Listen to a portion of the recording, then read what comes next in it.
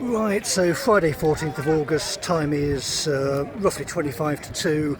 I still don't see the managing director, any member of Birmingham's court service, any member of West Midlands Police, any solicitor who would be able to carry out any kind of legal matter within the city of Birmingham, from the most basic sort of infantile EQA matters up until matters of actual terrorism, and that includes various statements made by the managing director.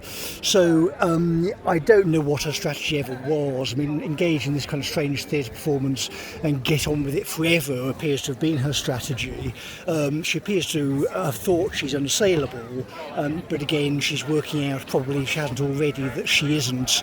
So her statement, of course, affects not only the entire polis of Birmingham, but the entire country and Europe.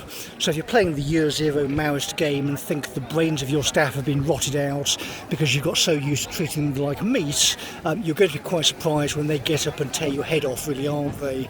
So I'm afraid your court officers do occasionally actually leave their partially defended bunker to go into Birmingham to deal with the behaviour of the boss after many years, but we're prevented from doing so by the police last time. So if I'm going to get on a train and go and see Naylor, and we've got these kind of thuggish gangsters piddling about on West Midlands trains, plus the unfortunate behaviour towards Mr Isherwood, it does rather keep one away from the centre of Birmingham until matters like that have been resolved.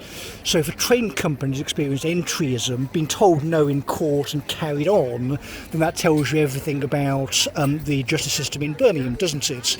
Large organisations say, well, we're not going to comply, we'll let you take a bit of money, then just carry on, because we have power and you don't. So that was an explicit answer given out by that organisation back then.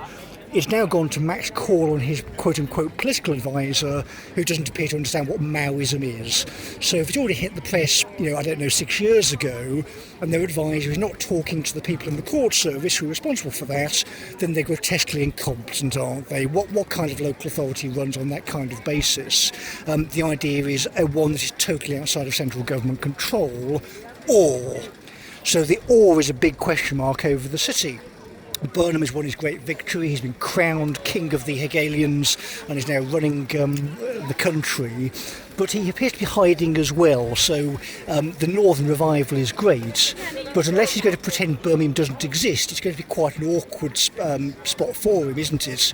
You can't really ignore it, because it's a gigantic city in the middle of the country, and it's full of people who, using the corporate communications of the organisation, which they still have access to via the IT department, were planning to attack us. So it's a bit of an awkward situation for the Prime Minister, I do agree, but I'm sure he's a Churchillian figure, he can sort it all out. I'm here and willing to help the guy out, and we're home of the Celts, laying siege to the castle, which really should be mine. I didn't really appreciate being asked if I had a local connection, given that we've been travelling between here and Iona for our entire history. Yes, I do love. But in terms of current legal proceedings, if anybody in England, Scotland or Wales can pick up a drone, so a commercial aircraft with engines that will fly around, find humans, look above these humans, look above their faces and try and find the managing director. So that could be the managing director, but I don't think she is. Maybe that woman, maybe that one. I can't work it out. But it's easy to find out who she is, because she just looks disgusting. She's grotesquely fat and ugly. She will say anything for money. She has no redeeming features. If you could find a woman like that who's run a major public body, we are sort of narrowing it down. I will be fair, but Rowan is a particularly unfortunate case in terms of someone who decided to run a local authority on any basis at all, and found that she could only do it by going along with David Gilbourne. So it's an unfortunate situation for everybody involved.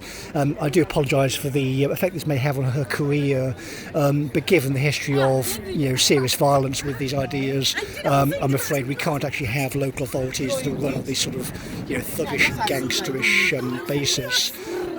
In society, there are basic sort of civilised standards of behaviour, and if you violate civilised standards of behaviour, it's quite reasonable for people to say to you, no, excuse me, can we actually operate on basic human lines?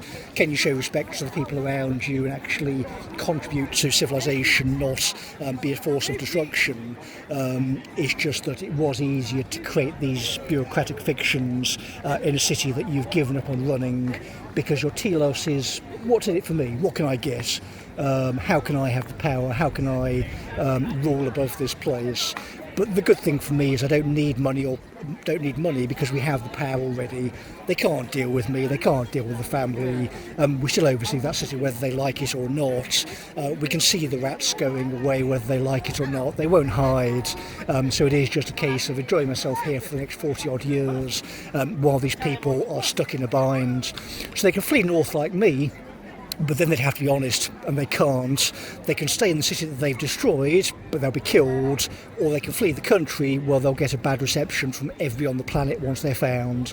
So pick one if you like, but for personal justice reasons, can John Cotton please actually be found, please, so we can start taking legal action against him for the ultimate death of the patriarch of my family, the huge financial costs that's had on the family, and the just the likelihood that we will actually be destroyed by living in that city creates the sort of people who are coming back for him. So please find him. We're now on Friday, at lunchtime. Cotton, in most cases, could generally find his court staff. I mean, we attack people on his behalf. That's our job. We do it via the law.